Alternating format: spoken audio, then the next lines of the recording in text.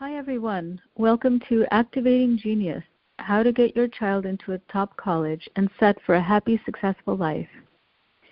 Today, we have the good fortune of interviewing Susan Borison, who founded Your Teen Media in 2007 out of dire necessity. After a brief stint as an attorney and a long stretch parenting her 5 children, Susan recognized a gap. As her children hit adolescence, parenting resources all but disappeared, and the playgroup sharing had long since collapsed. She decided to create the resource she had always longed for, an adolescent version of Parents Magazine. 11 years later, the magazine is going strong, both online and in print. Welcome, Susan. Thank you. Thanks for having me. Yeah, so tell us a little bit about your magazine and what you do and what parents can learn from you. Sure. So as my bio stated, I founded the magazine when my older kids were hitting adolescence, and I felt really lonely parenting them because one of the things I realized was that all of the resources I had relied on when they were younger disappeared. And that didn't just mean like a magazine, which I loved. I loved Parents Magazine. I read it cover to cover, and I waited for it to come, and it really changed my parenting. But I also lost the informal setting of a playgroup where parents shared their struggles, and no one felt judged, and you were free to say anything, and you could get great advice from your peer group, going through the same thing at the same time. And one of the things that I saw happening is we felt very judged as parents as our kids got older. And it became harder and harder to kind of throw out that question. It's easy to say my kid's not sleeping through the night, or, my kid isn't toilet trained and everyone else's kids are. Those are very neutral things that don't reflect badly on us as a parent. But somehow when you hit adolescence, if I bring up that I'm worried that my kid is drinking, there's kind of a hushed silence and a little sense of being judged by the people you're sharing it with that makes the conversation impossible to have. You try it a few times, it doesn't work well, and then it just becomes something that you don't have anymore. And so where do we go during this really turbulent time to get the information we need to become better parents? And the other reason for doing it is that there's this sense that parenting is a cumulative skill set, when in fact, you may be coasting along and feeling really strong in what you've established in your home until your kid hits those early teenage years, that middle school time, and all of a sudden the things that you were using before may not be working anymore. And so it's like starting all over. I kind of always remember the time my husband and I walked into our house with our brand new baby, our first baby, and we looked at each other and said, where are the grown-ups? And when my kids hit adolescence, I had a similar feeling, like, how am I supposed to know what to do here? So that set this journey that's been going on into our 11th year of really distributing valuable, helpful, non-judgmental information to parents of teenagers. And we do it in a variety of ways. We started out as a print magazine, but now we have a presence online. We've done in-person events where people came to learn about different subjects that were very successful. We're about to launch some digital courses on similar topics. And so what we do is we just produce great content that changes the way parents interact with their teenagers, and then we deliver it in a host of different ways. That sounds excellent. So tell us about some of the main issues that parents of teenagers face these days. Well, it's interesting because people always say, how do you come up with what you're going to write about? And that's the easiest part of our job. I mean, there's just a never-ending amount of curious things happening and changing. And one of the biggest challenges, I think, when you have a teenager is you don't know whether the behavior, the erratic, unpredictable, sometimes I love you, sometimes I hate you behavior, you have no idea whether that's normal or you should be calling in the troops to help you deal with it. And so, excuse me, one of the things we always try to assess is through our content, try to help you figure out this is so normal, but if it starts to look like this, then you should really consider talking to your pediatrician, maybe get some mental health workers involved. So we try to make the distinction between normal crazy and worrisome crazy, because both of those can exist in the same child, and you can't really make the distinction. So the things that are different now than when we were growing up is entirely Internet-based. Right. Bullying has always been a big thing. When we were kids, I'm sure we all remember those moments where we felt like we were being bullied, or maybe we were even the bully, or we knew somebody who was tortured by somebody. Right. Today, when that situation occurs, it's 24/7 for our kids. So if home was a haven when we were growing up and we can come home and get a reprieve from the assault, when we are living in 2018, if your child has access to any Internet, which, kids are getting their phones younger and younger, it means they have continued access. And so that bullying can be a cycle that never ends. And it's brutal. It's brutal for parents. It's especially brutal for those kids. And we really have to figure out how to set parameters on controlling access to that information. And parents are struggling with that. They're figuring out in each household what works for them. Taking your kid's phone away is so challenging. It's such a difficult thing to do because if you have a kid, it's their lifeline to their social life. And so it becomes this really difficult balancing act of, I think you're not dealing well with what you're seeing on social media, so I encourage you to get off it, as opposed to hand me your phone. And the goal from our perspective is always, in everything we put out there and in everything we believe, it's to create an independent young adult. That's what we do in adolescence. We give our kids the opportunity to fail and to get back up where there's a safety net, so that when they leave our house, whether it's to college or for a job or whatever else it might be, that they have the tools from practicing during their adolescence.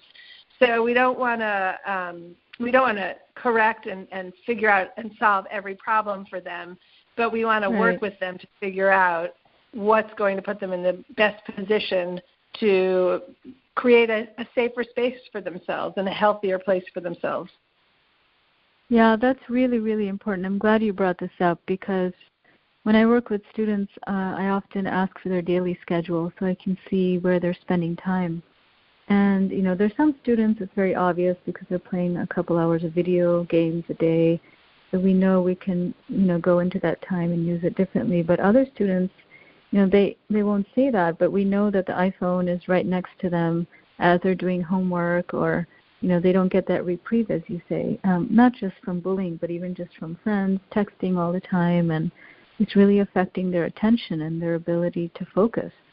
Well, I feel it as an adult also. I mean, it's not limited to kids. Like absolutely. This is new technology, and we're all trying to figure out, how not to respond and change your notifications. I just took off all of my notifications. Right. I'd be sitting trying to work on one thing and hear a ping, and you cannot help yourself. Right. So it's not just a teenage problem. Absolutely.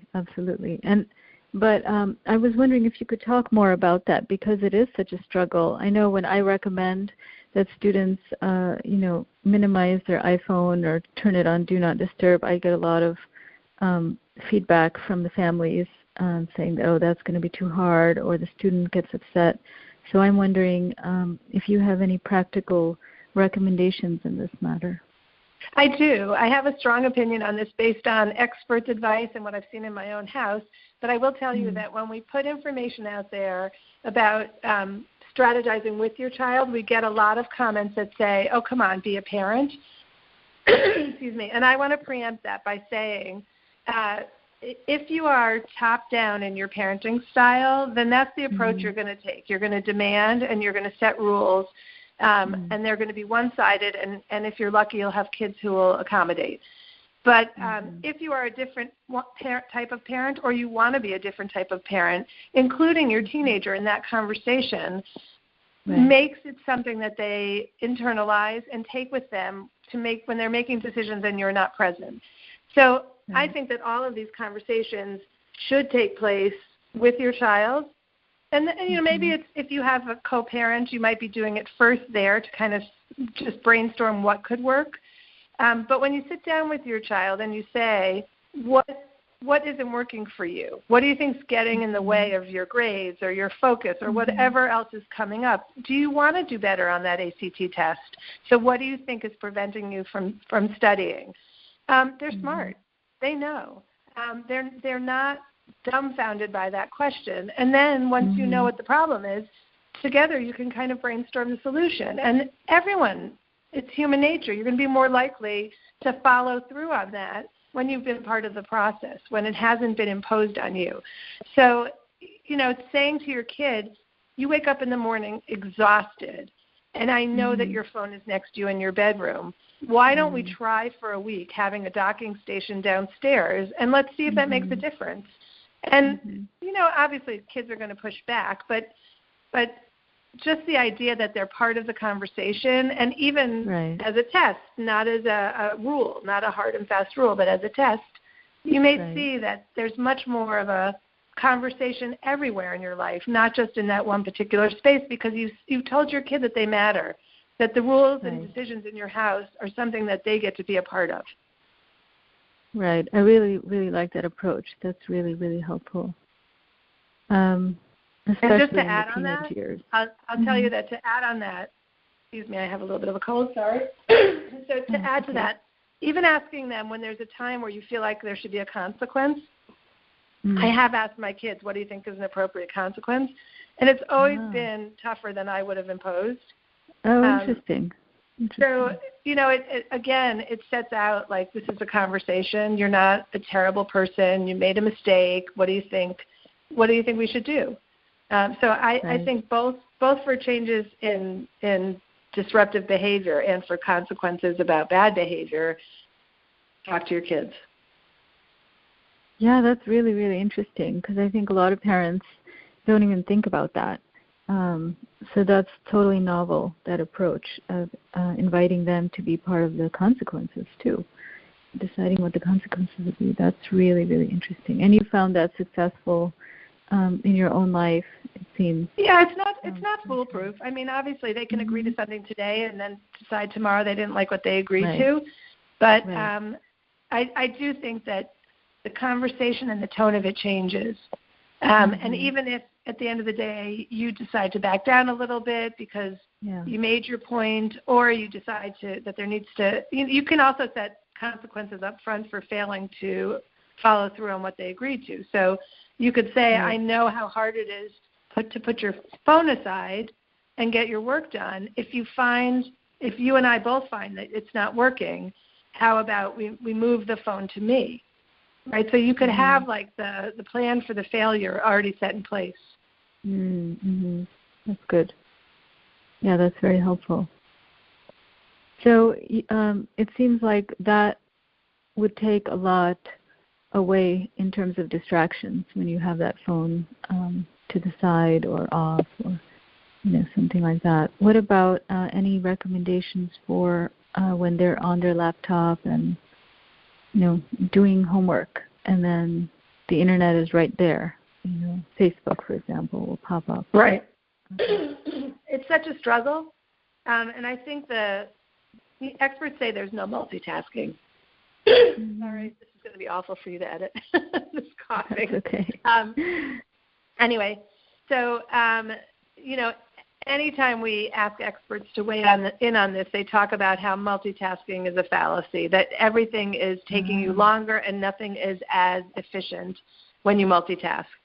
I happen to think I'm a very excellent multitasker, but the truth is that I'm not as focused with the computer as I am. I mean, I could be cooking and doing a host of things in my kitchen, but if I'm reading something on the computer, if I'm not all in on that, I'm not getting it, right? So I have kids who sit in front of the TV with their computer.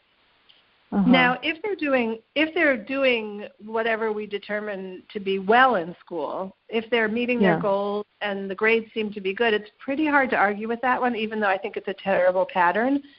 But if they're not doing well, then it's like everything else. The question to ask is, does this seem to be working well for you? And I think that that's like generally a great approach to ask those open-ended questions. And we get a lot of experts recommending that because it opens up a conversation without having judgment pre-existing in the conversation. So if the answer is it's working great for me and you feel like it isn't, then you get to share why you feel like it's not working so well. But if it's not working, now what you've just opened the door for is the chance to figure out a solution. Like, right. I'm not really happy with my grades, with my SAT scores. I hoped for better. So it takes you right back to that other discussion, which is, okay, so now what should we do? Mm-hmm. Yeah, that's really helpful. So it seems like your approach is to invite teenagers into conversation together, and then think about things together and feel into it and make decisions together. That's what it seems like. Yeah, I mean, I'd like to tell you that it always works perfectly. Of course it doesn't, but I think there's a lot less tension in the house.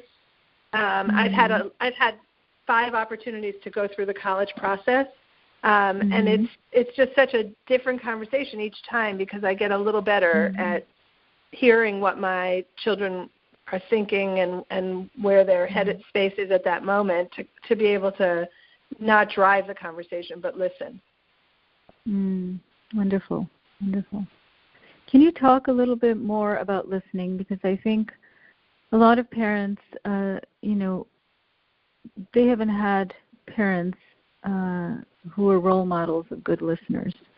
So I'm wondering, are there any skills that parents can learn in terms of listening to their teenagers or communicating with them better and having that be, a workable, happy relationship? Because I know it's so stressful and strained these days between teenagers and parents often.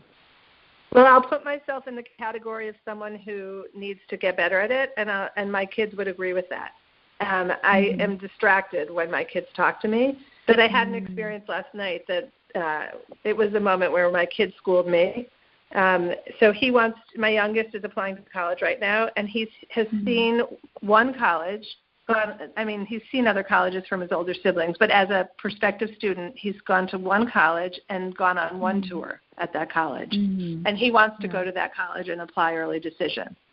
So I am baffled by that. This is a big decision. I want to take you to at least one more college, and he just doesn't want to go. He's happy to go if he doesn't get in and see the other colleges, but he fell in love.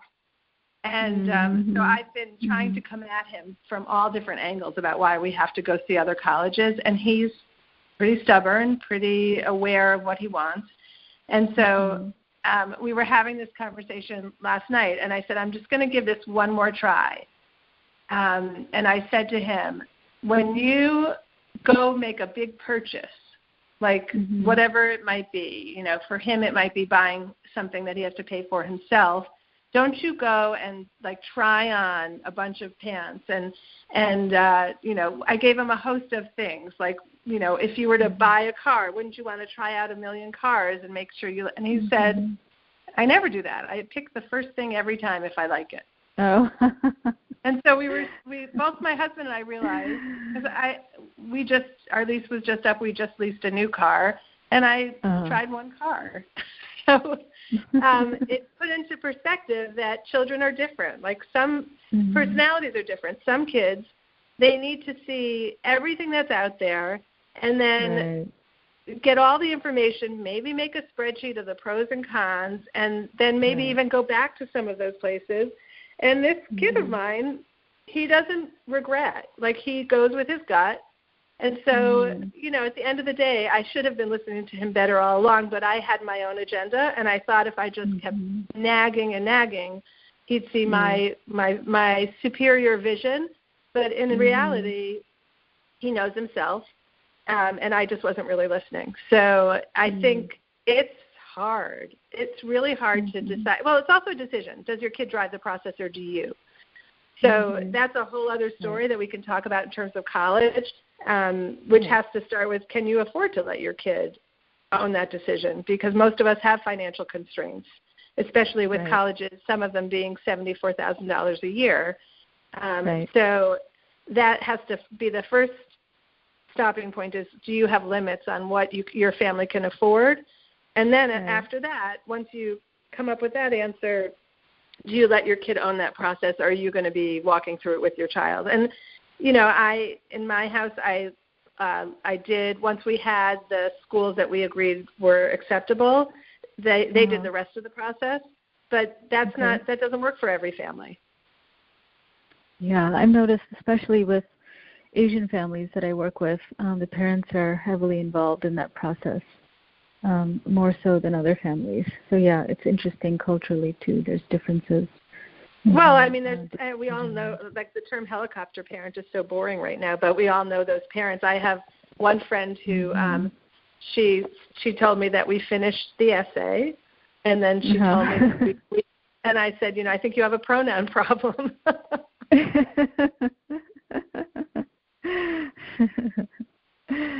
Yeah, definitely. It's very interesting because even these days in colleges, there's been some complaints by professors that this generation of students who are entering university, they're not as independent as previous generations because they text their parents for every little thing, and then sometimes parents will call into the university complaining, and so it's a really interesting dynamic when we're, just even bouncing off of this whole idea of communication and iPhones and stuff. So I have two things to say about that. One was something that I heard from a parent who went on dropped their kid off at college recently, and that is the school had a session for parents, which didn't exist for me or my older kids.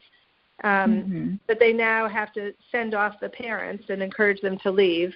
And this sentence I thought was the most compelling for parents. The longer you stay, the harder it will be for your kids to make friends. Because how many of us met our best friend on the first day when we were equally vulnerable? Someone's crying, someone is just feeling lost. And those are the moments where you are as open.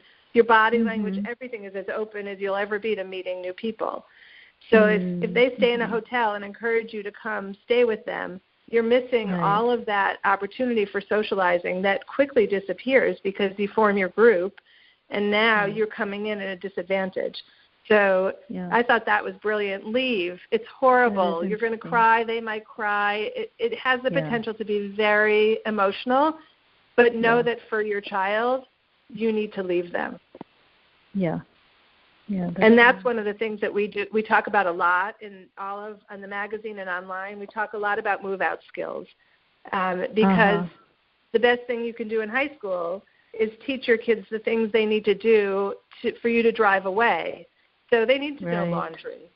They have to have done laundry in your house to not have pink clothes when they are walking around campus, right? So all of those things that make us feel like we love our kids, like we do their laundry for them, we cook for them, all of those things along the years of high school, they don't have to take it over completely if you don't want, but they should at least understand how do you do it.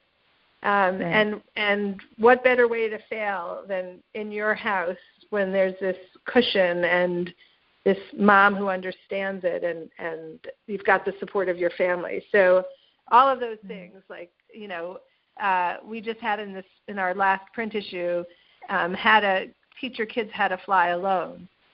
So if you're a family that flies, you kind of walk your kids through the process because they're not paying attention to where you stopped and what you had to have with you and all those things. The first time they fly, it's going to be terrifying. So kind of coaching them as you're going on a flight together so that when they're going alone, they can do that. And that's a good skill for them in multiple places in life. Yeah. Those are things that most parents probably never even think about, So, those are so important. And there are so few magazines. It's really interesting that this is how you founded the magazine, but there's so few out there for teenagers and parents of teenagers. So, it's quite interesting. Why do you think that is, by the way? Why do you think there's such a gap, like it suddenly changes? Well, so when we started the magazine, there was almost nothing out there. And it was really, I think, a function of a generation growing up with, like, Parents Magazine. So I used it as a resource. I mean, I can remember the tips that I got that were so little but changed my day, and I could read them in a nugget. And it wasn't like a tome of 500 pages on how to handle this situation. It was literally just a paragraph, and it would change my day. So that same population, me and my peer group, grew up. And so it took, I think, those years for our kids to hit adolescence to say we want the same kind of information. So we start, like now there's so many mommy bloggers and people talking about adolescence, but it's that same group that mommy blogged when their kids were little that just kept doing it as their kids grew up. So I think it's no coincidence that it was all kind of erupting at the same time. Yeah, that's interesting. One thing that I noticed, that I've noticed in the college admissions process is that parents share a lot of information when the kids are younger, but then when it comes to high school, they become more competitive with each other because they have this fear that, if their child has some secrets on, how to get into a good college or something like that, then if they share those secrets, then it'll become less valuable. So I've actually experienced that, and it's actually not how it works. But there is this sense of competition that is less so, I think, in the younger years. So well, there seems to be more at stake. I think the value we put on the college that your kid goes to is entirely misplaced. And I say that in so that I should listen also, because I'm no better than anyone else in struggling with the name and the value. But there is this feeling like so much rests on that moment, and yet there's over 4,000 four-year colleges. Right. Many kids are not at their first choice right now, and they're thrilled with where they landed. Right. That's good to remember.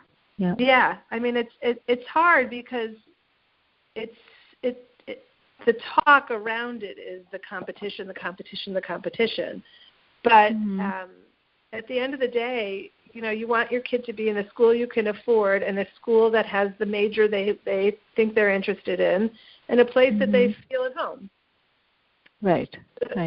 Like beyond that, if you didn't get the prize of the Ivy or whatever else you were looking for, life will still be really good. It will. And it's, like people talk to the dean of admissions at Harvard, and they ask him questions once in a while, and somebody asked him once, don't you feel bad for rejecting all these students? And he's like, no, because he knows they're going to end up being successful no matter where they are. And it's also interesting to know that they did a study of, I think it was 700 millionaires, and they found that the average, GPA was like 2.9. So academic success doesn't always equal, financial success, and that's just one measure of success as well. So it's good to keep all in perspective, like you said.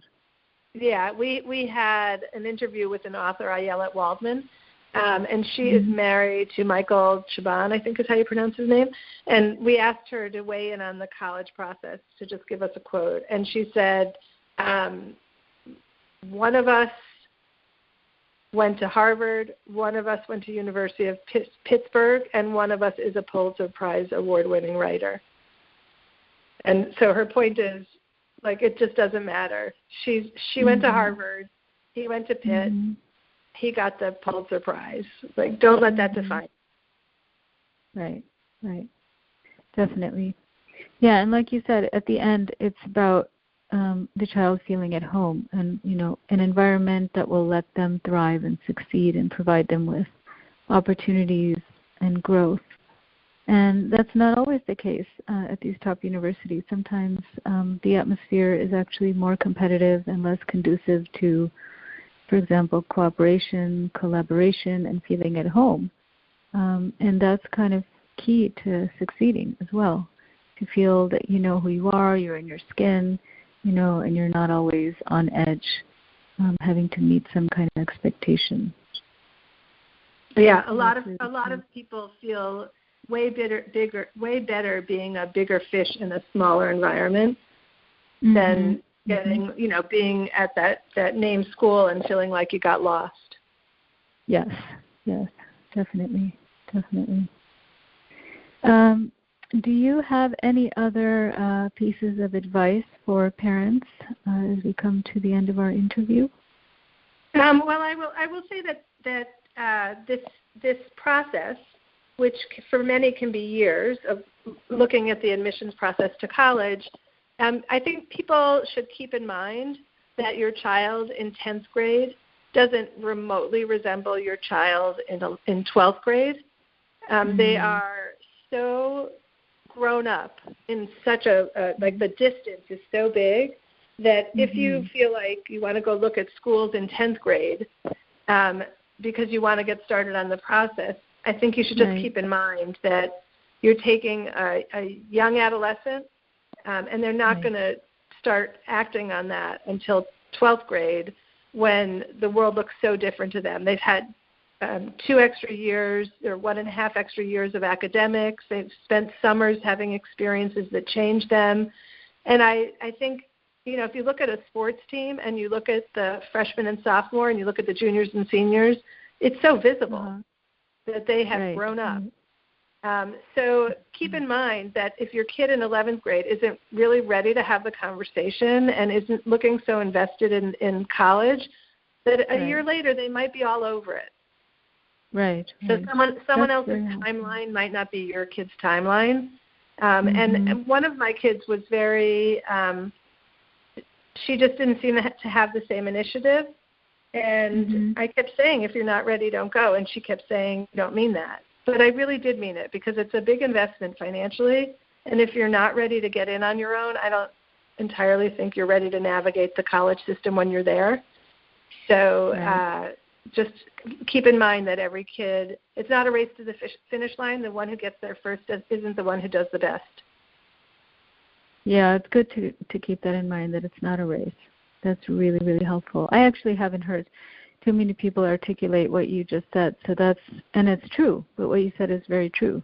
So I really appreciate you saying that. That's really helpful. Susan, I understand you have a free gift for our listeners today? Yeah, so we do a bi-monthly print magazine for parents of teenagers, and we will make available a PDF of the print magazine. And I don't know how the system works for you. Am I doing it on my end? I'm making that available through. Yeah, well, you can give me the link, and then I'll share it with all our listeners. We can do it that way. That sounds great. So we'll give you the link. Okay. And actually, I'm going to change what I just said because we actually just produced a college guide for parents. And it's a Parent's Guide to College Admissions, and we will make that available since that's what your topic is. Oh, that would be wonderful. That would be excellent. Thank you. Thank you so much, Susan, for joining us. And we look forward to having you speak to us more in the future. Thank you so much. Great. And let me just say that if anyone's looking for information immediately, you can go to yourteenmag.com. Perfect. Thank you so much. Thank you.